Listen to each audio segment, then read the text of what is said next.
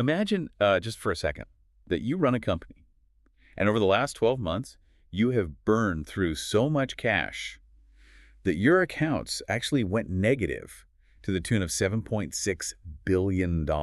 Right, which is just a staggering amount of money to lose. Exactly. You are literally bleeding money to build new facilities.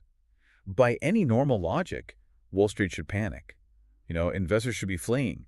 But instead, they give you a standing ovation and your stock price goes through the roof. Yeah, it sounds completely counterintuitive. I mean, it defies the gravity of traditional finance, doesn't it? Totally defies it. Yeah. But that is exactly what is happening right now with the biggest tech companies on the planet. And we have this habit, right, of talking about the modern world like it's entirely weightless. We talk about data living in the cloud, or we talk about AI models hallucinating ideas. We talk about frictionless digital economies. And it all sounds incredibly ethereal, like magic almost. Yeah, exactly, like magic. But it creates this really powerful illusion that our digital lives are somehow decoupled from the physical earth. But the reality is the cloud is heavy. The cloud isn't some vapor in the sky.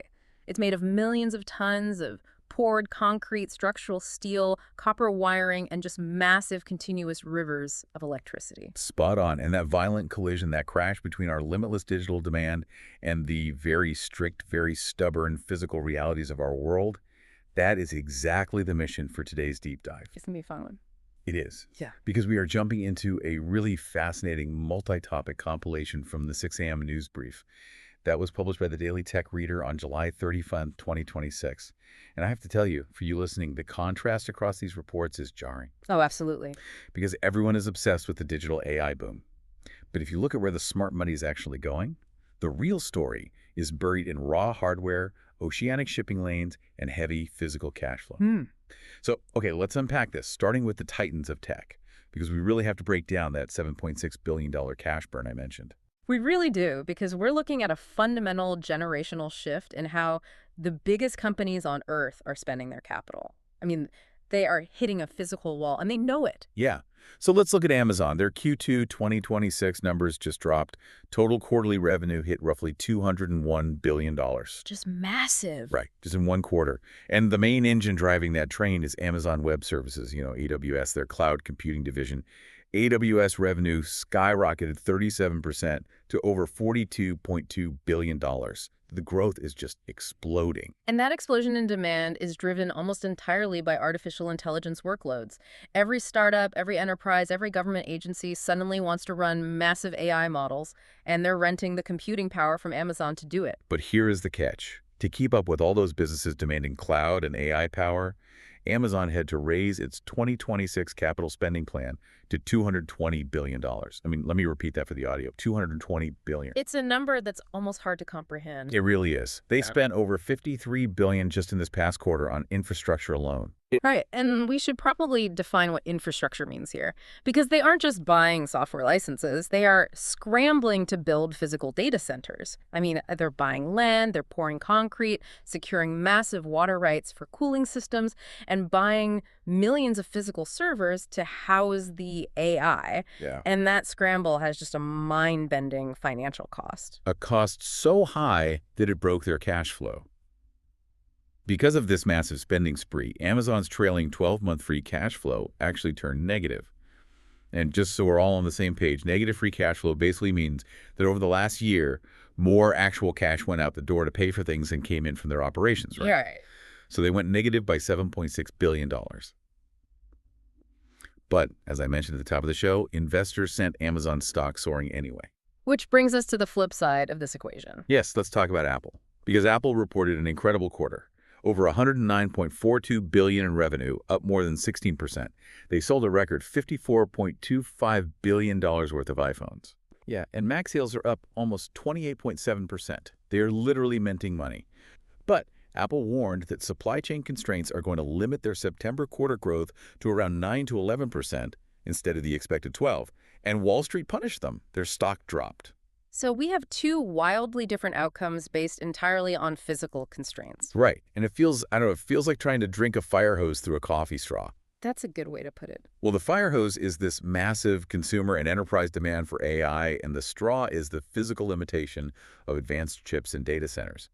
But I really have to push back on the Wall Street reaction here, because to a layman, This feels completely upside down. How so? Well, why is the market actively rewarding Amazon for losing $7.6 billion in cash, but punishing Apple when Apple is actually printing money and selling record numbers of iPhones?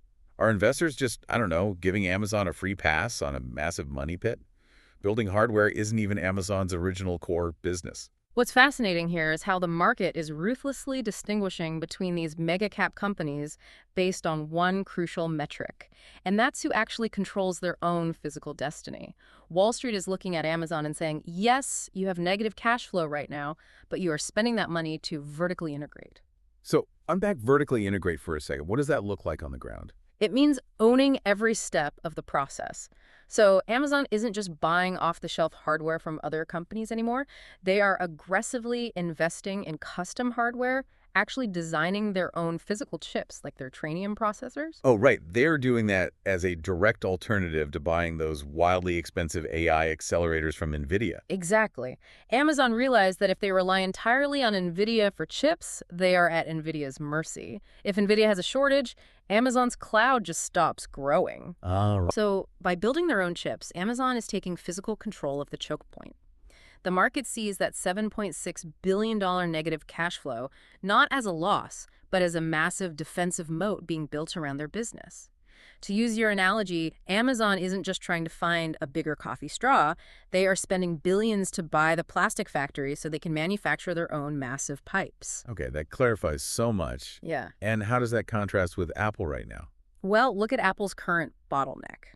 Apple has incredible consumer demand, the fire hose is fully on. But right now, Apple is heavily constrained by the availability of third-party advanced processors and memory chips. The sources note they're actually actively evaluating alternative memory suppliers just to try and clear these bottlenecks. I see. So Wall Street is punishing Apple not because they aren't highly profitable today, but because their future growth is currently capped by external physical suppliers. I mean, Apple doesn't fully control the flow of the very components they need to physically build their devices this quarter. So it's not about who has the biggest pile of cash today. It's about who controls the physical choke points of tomorrow. Exactly. If you don't own the physical layer, your digital dreams are just capped. And, if we pull on that thread, this idea of needing to physically control your own supply chain, it naturally leads us right into the global energy market. Oh, 100%. Because if you want to power all those new Amazon data centers, you need an ocean of electricity, which ultimately requires a massive flow of global energy. And that flow relies on ships. The movement of global energy is arguably the ultimate physical supply chain. And right now, just like the silicon market, it is heavily fractured. Deeply fractured. Looking at the geopolitical and shipping data from the 6 a.m. news brief, the major maritime choke points are operating under intense physical friction. Traffic through the Bab el-Mandeb Strait in the Red Sea has seen some slight improvement, but the overarching Houthi threats just continue. And the brief also details reports from regional officials that Houthi forces are coordinating with Iraqi militias, reportedly through a joint system established with Iranian support, to coordinate attacks. And over in the Strait of Hormuz, which is the other massive artery for global oil, passage remains highly restricted. It's currently subject to Iranian approval, and while Iran and Oman are engaged in talks to establish some sort of joint maritime management, they haven't formalized an agreement yet. Right. And because of this ongoing instability, we are seeing major international moves to secure these physical waters. The data notes that Saudi Arabia is actively organizing a 43-country multinational maritime coalition specifically for the Red Sea and the Gulf of Aden. Which is a huge undertaking. Yeah, 14 countries have already formally signed on to support it, while American officials are currently evaluating how this new expanded coalition will coordinate with their existing naval missions in the area. And we just want to point out, we're simply reporting the facts of this coalition building here, not endorsing any military or political side, just looking at the sheer scale of the logistics involved. Right. And what we're looking at is a highly complex, highly militarized effort involving dozens of sovereign nations, all mobilized for one single purpose: to ensure that physical heavy goods can simply move from point A to point B without being destroyed. Now, despite all of that tension, the actual price of a barrel of oil fell slightly. Brent crude dropped to around $87.75 a barrel, and West Texas Intermediate dipped to around $82.11. The sources attribute that slight dip to the marginal improvement in tanker traffic. But here is the mechanism that really grabbed me. The cost to move that oil, the freight, and the maritime insurance premiums remains astronomically high. We should probably explain how that mechanism works for the listener, because when a shipping lane becomes a conflict zone, maritime insurance companies essentially say, well, we will still insure your cargo ship, but because the risk of a missile strike is so high, we're going to increase your premium by, 500%. Wow. And suddenly, the cost of the insurance is so high that it eats all the profit of selling the oil in the first place. Which brings us to ADNOC, the Abu Dhabi National Oil Company. They are looking at these massive insurance premiums and these fractured shipping lanes, and they're deciding they are totally done relying on the whims of third-party global logistics. So what do? They just bought 5 very large crude carriers for $590 million. Just bypassing the problem entirely. Exactly. Plus 3 large gas carriers for $115 million a pop. And they have ordered between 25 and 30 more massive vessels. And we really need to visualize the scale of what you're describing here, because a very large crude carrier, or a VLCC, is over 1,000 feet long. It can carry 2 million barrels of oil. And ADNOC's logistics division now manages a fleet of over 900 vessels. I mean, let that sink in. Yeah. 900 ships.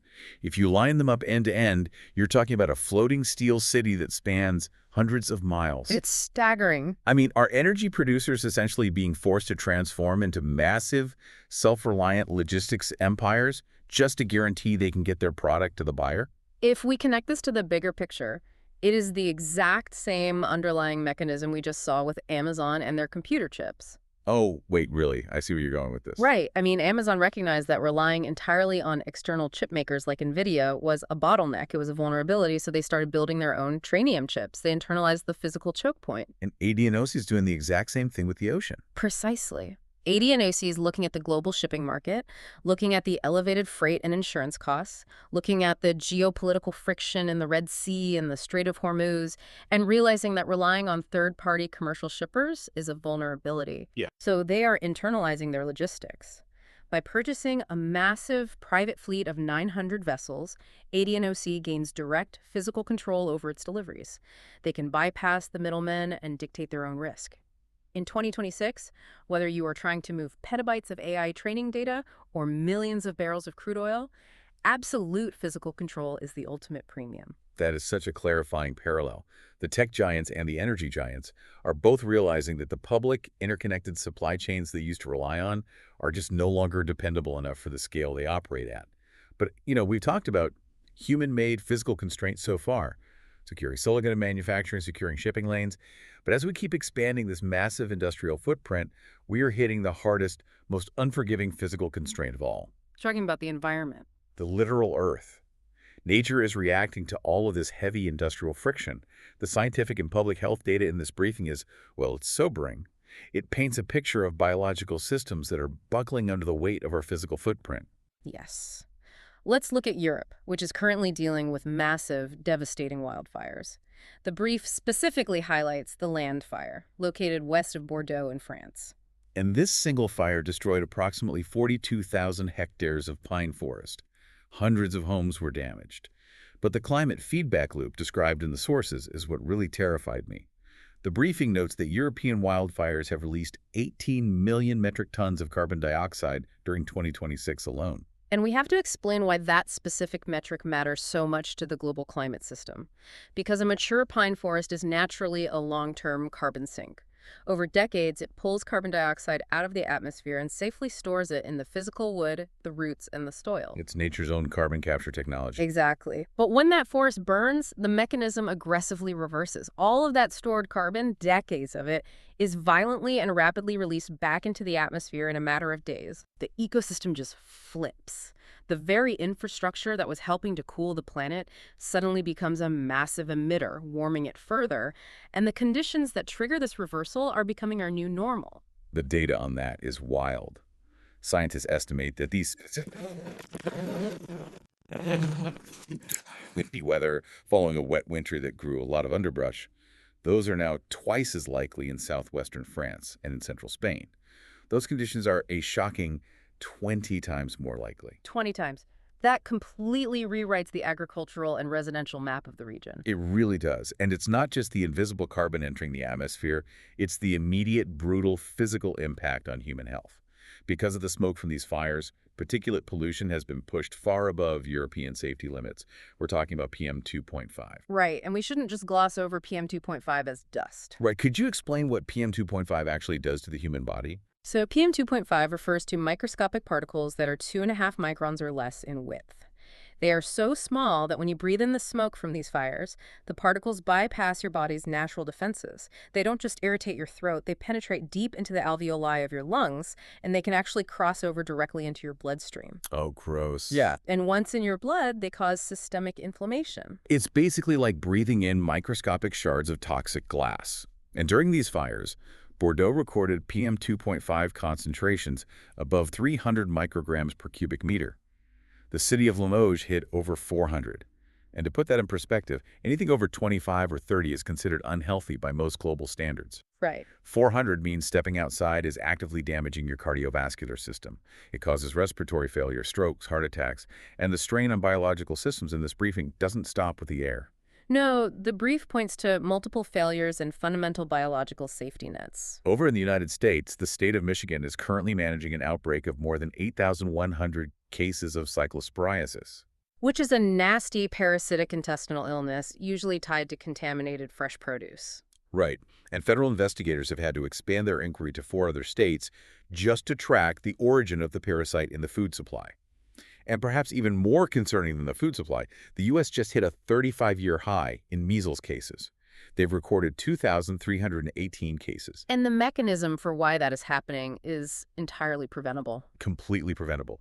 It's happening because the national MMR vaccination coverage has fallen to approximately 92.5%, and 16 individual states have dropped below 90%. So I want to turn to you, the listener, for a second. We've talked about AI chips, private oil fleets, and collapsing carbon sinks. So what does this all mean for you? Because the irony across this whole deep dive is incredibly thick. We are spending hundreds of billions of dollars obsessively building perfectly controlled digital infrastructure, while the basic planetary and biological infrastructure that keeps us alive, breathing, and healthy is actively cracking.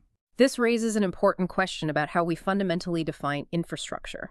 When a company like Amazon spends $220 billion to fortify its digital supply chain, or when ADNOC buys 900 ships to ensure its oil deliveries, we applaud it as brilliant, resilient business strategy. But the human body and the global environment operate on supply chains, too. That's a really great way to look at it. It's the exact same logic. Clean indoor air filtration to protect a city against PM 2.5 wildfire smoke. Rigorous digitized food tracing to prevent parasites like cyclosporiasis from entering the grocery store. High vaccination rates that create the invisible armor of herd immunity against measles. These aren't just health initiatives. Right. They are the exact biological equivalents to corporate supply chain resilience. They are overlapping essential forms of preventative infrastructure. Think about it mechanically. If severe air pollution forces an entire city's workforce to stay indoors, or if a preventable disease sweeps through a community and shuts down schools, that disrupts the local economy, tourism, agriculture, and hospitality just as severely as a delayed shipment of silicon processors. You cannot run a frictionless digital economy on a physically broken planet. The biological equivalent to corporate supply chain resilience. I absolutely love that framing. It makes it crystal clear that you cannot separate the health of the worker and the environment from the health of the economy, which actually flows perfectly into the final piece of today's deep dive. We've covered the macro view, right? The billions of dollars, the global fleets, the changing climate. But let's bring it down to the micro level. Let's talk about what this means for your daily life and your career, based on the work and careers data from the 6 a.m. news brief. The labor market is always a mirror. It always reflects the deeper structural shifts happening in the world. And what we are seeing in this brief is a massive, urgent demand for people who can bridge the gap between the digital and the physical realms. The sources spell it out incredibly clearly. When Amazon announces a $220 billion spending plan, they aren't just buying chips from a catalog. They're creating immense demand for heavy civil construction workers. They need project managers who know how to pour specialized concrete. They need data center engineers, high-voltage electricians, and industrial cooling specialists who understand how to pull heat away from thousands of servers. And when you look at Apple's supply issues, it means they are desperate for semiconductor procurement specialists and manufacturing experts who know how to physically source rare materials. Exactly. And the maritime disruptions in the Red Sea.